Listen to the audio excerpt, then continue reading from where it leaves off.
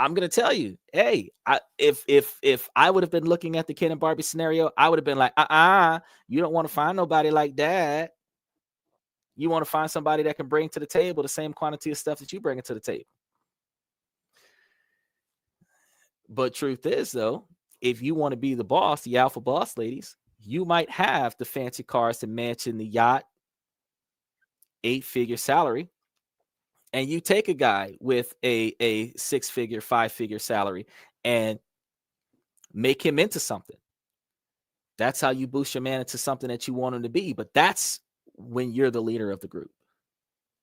Not if you are a 7 or 8-figure salary and you're looking for a 9-figure salary. The 9-figure salary is the leader of the group, because everything in the United States is transactional. Western culture is transactional.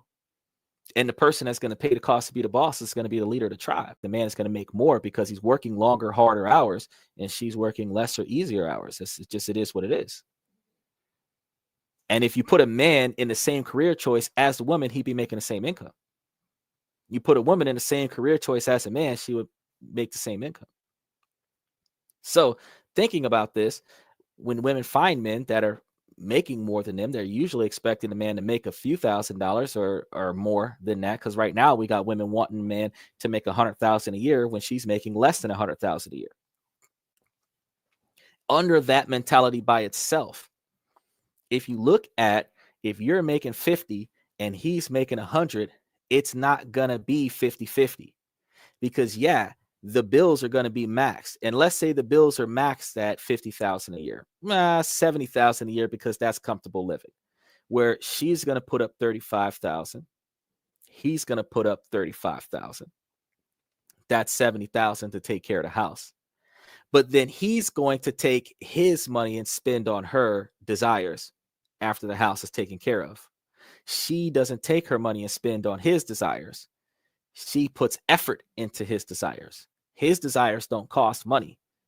His desires is having a partner that can help him with responsibilities. His desire is to have a partner that can cook and clean for him so that the house can stay organized while he's at work. His desires might be intimacy, physical contact. His desires are non-monetary. Her desires are monetary. Her desires is that new $2,000 Coach purse, or the $2,500 red bottom shoes, or the new Prada outfit, or something like that. Her desires is going to be the trips around the world, $10,000 vacations, the new Usher concert or something like that, VIP access behind the show kind of thing. Instead of getting a car, her expectations would be a brand new car. Instead of getting a economy car, her expectations would be a luxury car. His expectations is to have clean clothes to go to work with every day. So the fact is that his expectations from her isn't going to cost her any money. Her expectations from him is going to cost him money. So even if they both put in half on the bills, he's still got to pay for her. It's not going to be 50-50 in a relationship. It is by default not going to be 50-50 in a relationship.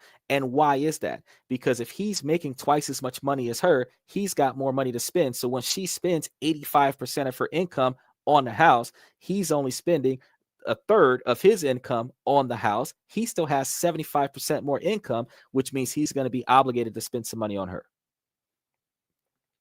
Whether it's by choice or by force, the obligation, because there's going to be a larger financial gap for him than her. She's going to have stuff that she's going to want that she can't afford to get. And as a man, it is expectation from the Western society that he provide that to her.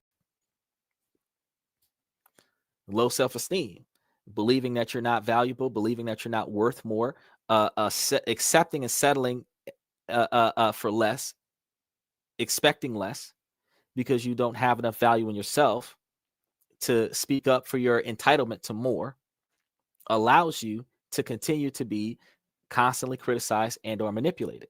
But when you stand on those non-negotiable expectations for behavior, you're going to have to stand on the fact that you don't want to be treated that way. You're not going to allow yourself to be treated that way. You're not going to allow your partner to continue to talk to you in that fashion or behave in that fashion. And this goes for both men and women, because no woman deserves to be constantly criticized and manipulated by a man the same way no man deserves to be constantly controlled and manipulated or criticized by a woman.